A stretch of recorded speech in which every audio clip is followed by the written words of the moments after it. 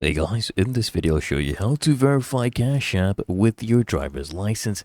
Now the first thing you need to do is launch up Cash App, and then here from your home screen of Cash App, come in the upper right hand corner and tap on your little profile icon, okay? And you'll be on this page. From here I just want you to scroll down and go ahead and click on security and privacy. Now here I just want you to scroll down and click here on verify next to identity verification. So here, what I want you to do is just go ahead and click on this, and it will open up this page where we first need to click on personal info. We need to verify personal info first.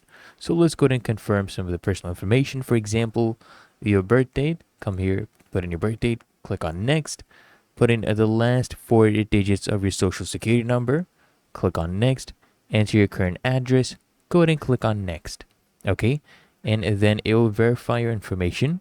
Come here and click on done, and then we need to upload a photo ID. So just go ahead and click on this, and now here we need to choose between a different option. So come here, click on continue, and they'll give you options. For example, driver's license, state ID, US passport, or permanent residence card. For this example, we're going to be using a driver's license.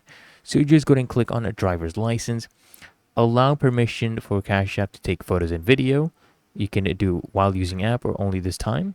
Okay, and then once you have uploaded your photo, it will take a few seconds. It will check your photo, and then it will ask you to take a photo of yourself as well. Okay, a photo of yourself, basically a selfie, to match it with your ID.